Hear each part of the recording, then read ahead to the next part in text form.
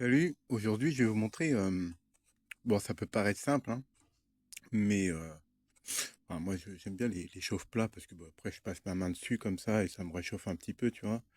Bon, il fait un petit peu frais où je suis, mais je vais vous montrer. En fait les chauffe-plats ce qui est intéressant, là et bon il y a le petit truc là, faut savoir que c'est de l'aluminium et donc les chauffe-plats ce qui est bien, c'est que si vous avez, par exemple avec une bonbonne de gaz, vous la une fois qu'elle est bien vide, vous faites un petit trou dedans pour évacuer les dernières molécules de gaz pour qu'ils s'évacuent. Vous la coupez. Ensuite, vous bétonnez autour et après, vous pouvez mettre un petit cylindre creusé, un petit seau quoi, en plomb ou en autre matériau qui serait résistant au feu pour vous faire justement une petite forge. Et en fait, ces petits trucs-là comme ça en aluminium, bah, vous pouvez les mettre dedans, les refaire fondre. Donc c'est 100% recyclable. Et donc, bah, c'est intéressant, quoi. Bah, ça permet de réutiliser justement des métaux après pour les refaire fondre et après en faire un objet, par exemple des clés à molette, je sais pas, des tournevis par exemple. Avec du bois par exemple que vous récupérez dehors, vous pouvez faire des tournevis. Bon, c'est vrai que l'aluminium, c'est assez souple, donc c'est pas forcément l'idéal peut-être pour les outils de mécanique. Mais après, vous pouvez faire je sais pas, des figurines, des bijoux ou tout autre. Idée qui vous passerait par la tête. Et en fait, ce que je fais avec mes bougies, quand ils se terminent, là, comme on peut voir, celle-ci, elle va bientôt s'éteindre. Elle a presque plus de flamme, la mèche, elle a complètement fondu.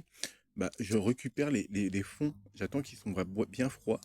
Et en fait, bah, je les craque bah, ensemble. Et je récupère justement les fonds de bougies comme ça, là. Et après, bah, je les mets quand il y a une flamme qui est suffisamment grande. Par exemple, je sais pas, celui-ci, il m'a l'air, ça va. Hop, celui-ci, par exemple, je le mets dans celui-ci. Ou si celui-ci, mettons, je vois que la flamme est suffisamment grande pour pouvoir accepter, bah, je mets des petits bouts comme ça en plus dedans. Donc ça refait fondre et ça fait augmenter la durée de la flamme, dure plus longtemps en fait. Et donc ça permet de recycler le fond de cire des anciennes bougies. Et je fais ça à faire à mesure et ainsi, bah, j'ai pas de perte de bah, en cire, quoi. Parce que bon, j'imagine, bon, je pense pas que les gens les jettent, mais il y en a certains, ils les jettent parce que bah, on peut plus l'allumer, quoi. Donc ils jettent les fonds de cire, alors qu'on pourrait très bien les réutiliser dans les bougies qui sont déjà enflammées, vous juste les remettre à faire à mesure. En plus, ça nous apprend la patience, donc bah, d'être toujours à côté des bougies. Moi, en tout cas, ils sont à côté de moi, à côté de mon PC, donc bah, je peux les mettre directement dedans. Ça, je peux le recycler. Et je voulais vous montrer, donc bah, tout le monde connaît hein, les briquets. Celui-là, il est rechargeable, donc ça reste quand même assez économique. Mais une fois que la pile qui est dedans est morte, le briquet s'allume pas, à moins que vous le démontez et vous changez l'allumeur, en fait. Bah, la pile, quoi. Vous rechangez sur un autre briquet. Et tant que vous avez un briquet qui est non rechargeable, si la dimension est bonne, vous pouvez rechanger ça et le briquet refonctionne. Mais après, il y a des cas où bah, c'est irréparable. Et moi, par contre, j'adore beaucoup. C'est le même prix. Bon, c'est pas c'est pas comme les briquets jetables, mais faut pas oublier que les briquets jetables, moi, je suis contre. Parce que bah, le briquet, une fois que les gros briquets Bic, les normales, c'est à peu près 3000 fois. En fait, vous pouvez l'allumer 3000 fois. Et une fois les 3000 fois passées, généralement, la pierre, elle est usée, donc vous pouvez plus l'utiliser.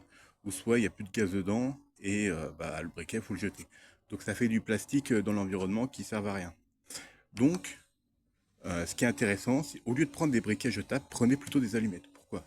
Parce qu'une allumette, quand vous allez bah, la brûler, et bah, vous allez vous retrouver avec ça. Alors, je prends ça sur une plante. Voilà, vous allez retrouver avec du charbon en fait. Et ce charbon-là, bah, vous pouvez le prendre et le mettre dans vos plantes. Moi, j'ai mes plantes à côté. Donc, bah, je mets ça dans mes plantes, hein. Vous mettez ça en quantité comptable, hein. Vous n'allez pas mettre toute une boîte dans un seul petit truc comme ça. Mais les cendres des allumettes, vous pouvez les réutiliser pour les plantes. Et justement, ça permet de donner des minéraux aux plantes. Euh, ou de mélanger à la terre. Par exemple, vous avez du terreau. Une fois que vous avez utilisé tout votre paquet d'allumettes, bah, toute la cendre, prendre deux boîtes, une boîte vide et une boîte pleine. Une fois que bah, vos allumettes oui, est complètement brûlé, vous les mettez dans la petite boîte et justement le charbon récupéré, vous pouvez le mélanger dans votre comment on appelle ça, dans votre terreau. Et donc ça va minéraliser le terreau. Donc c'est intéressant. Et ensuite, bah, le carton qui vous reste, soit vous le gardez pour faire une boîte à bijoux, hein, Ou soit vous le découpez, vous gardez les grattoirs qui pourraient être utiles par exemple pour d'autres allumettes. Imaginons que vous avez, je sais pas, une de vos boîtes prend l'eau, bah, vous aurez toujours des grattoirs utilisables. Donc vous mettez des vos grattoirs, vous les mettez mettons, dans une petite boîte d'allumettes. Tous les grattoirs, vous les récupérez, vous les mettez dans une petite boîte. Et ensuite le reste, bah, par exemple, pourquoi pas découper justement le motif, hein, là on voit c'est un hamburger, mais vous pouvez très bien le découper et pourquoi pas vous amuser je sais pas, faire une collection de tous les motifs qui sont sur la boîte. Mettre ça dans des autocollants, coller ça dans un livre, et comme ça vous avez une collection de tous les dessins qu'il y a sur les boîtes d'allumettes. Ça c'est une idée. Ou soit, bah, si vous faites pas ça, bah, vous pouvez retirer bah, après les grattoirs, ou non, hein, c'est en fonction de vous. Et après, bah, vous mettez ça dans une petite boîte, avec le papier, le carton, tout ce qui est papier comme ça. Et après, vous imaginez les barils, là, les barils d'essence. Prenez ça par exemple, si vous avez une maison, tous ces papiers-là comme ça, vous les mettez dedans.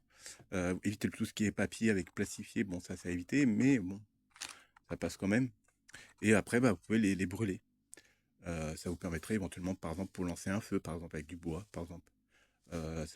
Allumer un barbecue, par exemple, des choses comme ça. Et donc, en fait, quand on réfléchit, bah, 100% de la boîte est utilisée. Donc, les allumettes, on fait un feu, on peut allumer les bougies. La cendre, enfin, je veux dire, le charbon, on peut les utiliser dans le potager. Les grattoirs, on peut les réutiliser. Le motif, on peut le découper pour faire une collection. Ou brûler l'ensemble de la boîte, ou euh, garder les grattoirs et brûler le reste parce qu'on en a pas eu besoin. Donc en fait, dans une boîte d'allumettes, tout est utilisable. Et en fait, ça crée aucun déchet. Et justement, une fois que vous avez brûlé tout ce papier, les cartons, etc., avec le bois, bah après, à la fin, il va vous rester un résidu qui va être pas forcément de la, ouais, si on peut dire que c'est de la cendre, on peut dire, mais il va quand même vous rester quelques charbons, des choses comme ça. Si c'est pas du carton plastifié, ça devrait aller. Et donc, vous pouvez l'utiliser dans votre potager. Après, il y a des cartons qui sont quand même un petit peu plastifiés. Donc, c'est pour ça que je dis de faire attention parce que ça peut dégager des fumées un peu toxiques. Mais si c'est des cartons qui sont non plastifiés, donc de préférence, vous pouvez très bien les utiliser pour les brûler, pour lancer un barbecue, lancer tout autre feu, par exemple, comme je disais, hein, dans les barils d'essence vides, hein, vous pouvez très bien l'utiliser, par exemple, pour faire un barbecue. Vous mettez une petite grille par-dessus, vous faites des petites soudures et tout, et vous mettez du bois et tous les cartons que vous achetez toujours. Hein, c'est pareil pour, je crois qu'il est un peu plastifié, mais par exemple, le thé, c'est pareil. Le thé, c'est tout en carton, ça aussi, ça peut se brûler.